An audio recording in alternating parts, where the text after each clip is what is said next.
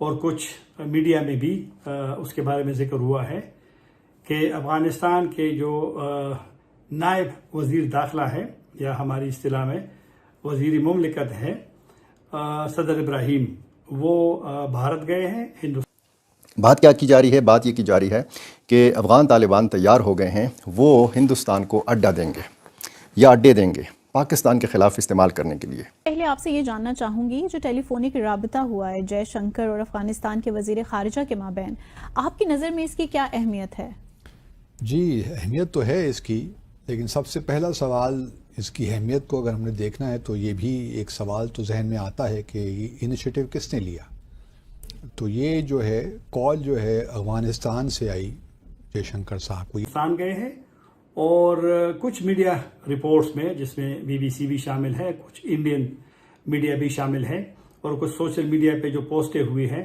کہ وہ خفیہ دورے پر گئے ہیں۔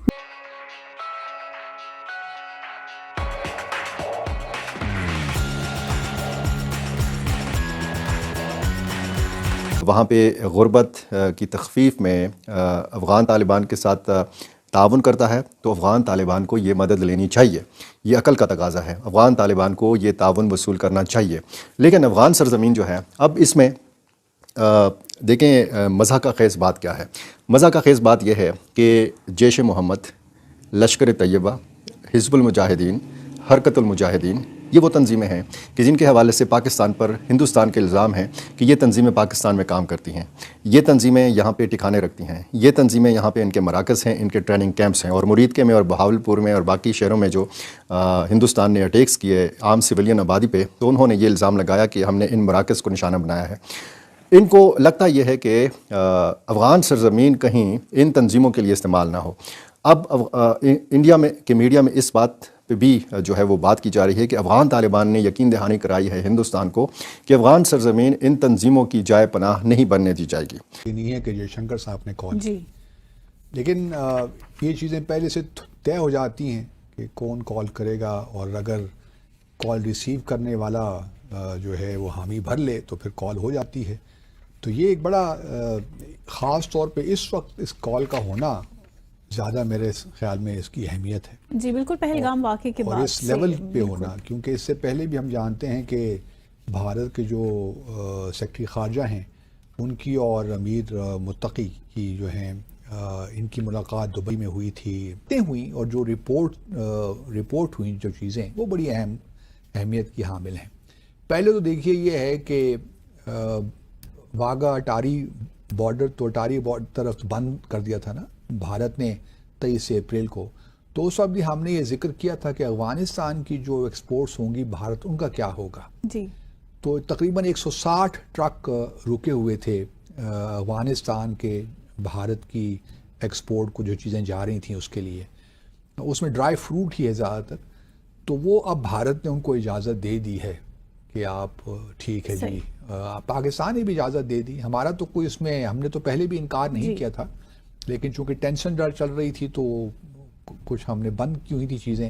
لیکن اب ہم نے ان کو بھی اجازت دے دی، بھارت نے بھی اجازت دے دی کہ آپ یہاں سے ایکسپورٹ کر سکتے ہیں باہر۔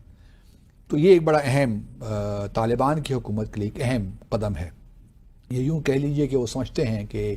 بھارت نے افغانستان کو ایک لحاظ سے اکوموڈیٹ کیا ڈسپائٹ دا فیکٹ کہ tensions are high between the two countries, لیکن وہ ایک اس کو گڈ ول جسٹر کے طور پہ دیکھ رہے ہیں افغانستان۔ دوسری بات یہ کہ افغانستان کی آبویسلی خواہش تو ہے طالبان کی، کیونکہ ابھی تک کسی ملک نے ان کو تسلیم نہیں کیا، گو کہ تعلقات سب نے رکھے ہوئے ہیں، اپنے مشنز بھی کھول رکھے ہیں، بھارت نے بھی ایک ٹیکنیکل مشن وہاں کھول رکھا ہے، لیکن جو فارمل ریکگنیشن ہوتی ہے وہ نہیں ہے۔ گو کہ چین نے تو امبیسڈوریل لیول پہ اپنے تعلقات قائم کر لیے ہیں، اسی اور کچھ یو اے نے بھی شاید کر لی ہیں، رشیا نے بھی کر لی ہیں۔ ہم تو پاکستان میں اپنے ڈیسائفر اس شو میں یہ بہرحال تجویز بھی کر چکے ہیں کہ پاکستان کو بھی یہی کرنا چاہیے۔ چلیے آپ تسلیم نہیں کرتے فی الحال ان کی حکومت کو، لیکن کوئی حرج نہیں ہے کہ آپ ایمبیسیڈوریل لیول پہ تعلقات کو قائم بالکل ہونے چاہیے۔ تو اس وجہ سے میں ابھی امید کرتا ہوں کہ ہم اس کو سیریسلی کنسیڈر کر رہے ہیں، اس سے پہلے کہ بھارت کر لے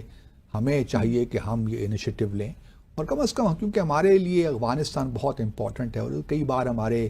جو لیڈرز ہیں وہ بھی اس بات کا اظہار کر چکے ہیں کہ Afghanistan how important is for Pakistan. تو مجھے کوئی رکاوٹ نظر نہیں آتی کہ ہم ایمبیسیڈوریل لیول پہ کیوں تعلقات قائم نہیں کر سکتے. یہ فوری طور پہ کر لینے چاہیے. اب اگلا اسٹیپ جو بھارت کی جو باتوں سے جے شنکر صاحب کی اور متقی صاحب کی جو باتوں سے مجھے محسوس ہوا، شاید بھارت بھی اس طرف جا رہا ہے، کیونکہ جے شنکر صاحب نے متقی صاحب سے کہا کہ ہم ایسے انیشیٹوز لیں گے جو کہ بہت اہم ہوں گے اور ہم اپ گریڈ بھی کریں گے اپنے تعلقات جو سفارتی ہیں، جس کا مطلب یہ ہے کہ بھارت چونکہ ایک لحاظ سے آپ کہہ سکتے ہیں کہ تھوڑا مایوسی کا شکار تو ہے پہلگام کے واقعے کے بعد، اور پھر خاص طور پہ جو کانفلکٹ ہمارا ہوا، لمیٹڈ وار جو ہم نے لڑی، تو اس کے بعد جو ہے کچھ لگتا یہی ہے کہ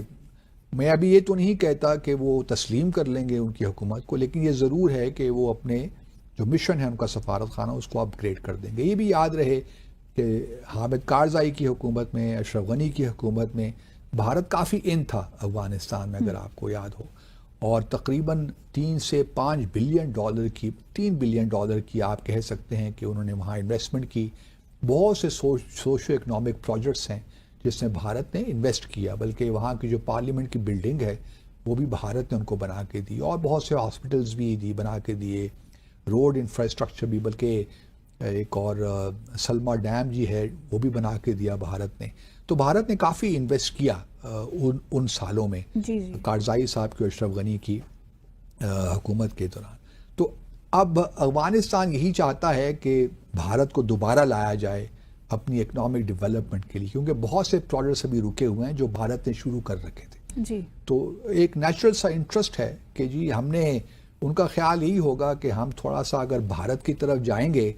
تو پاکستان بھی پریشر بلڈ ہوتا ہے نا آٹومیٹیکلی، تو وہ اس کو لیوریج کے طور پر بھی استعمال کر سکتے ہیں اپنے تعلقات جو بھارت کے ساتھ ہیں،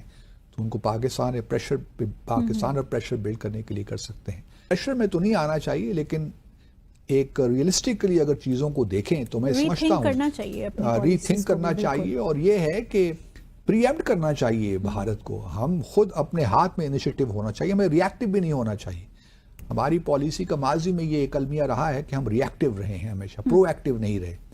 یہ چیزیں پرو ایکٹیو کرنے کی ہیں، تو میں امید کرتا ہوں کہ ہم اس بارے میں بات. لیکن دوسری جانب افغانستان کو یہ بھی معلوم ہونا چاہیے کہ جو پہلی قرارداد ان کے آنے کے بعد یونائٹڈ نیشن سیکیورٹی کونسل نے پاس کی تھی 1593 30 اگست 2021 کو، اس وقت Bharat U N security council کا صدر تھا. وہ جو ایک ماہ کی ہوتی ہے نا پریزیڈنسی، تو بھارت نے بڑی جلدی میں وہ ریزولوشن پاس کروائی. ہندوستان گئے ہیں اور پہلگام حملے کے تقریباً کوئی 10 دن بعد یعنی 3 مئی کو وہ بھارت گئے ہیں، اور ان کا یہ کہنا ہے کہ وہ علاج کے لیے بھارت گئے ہیں.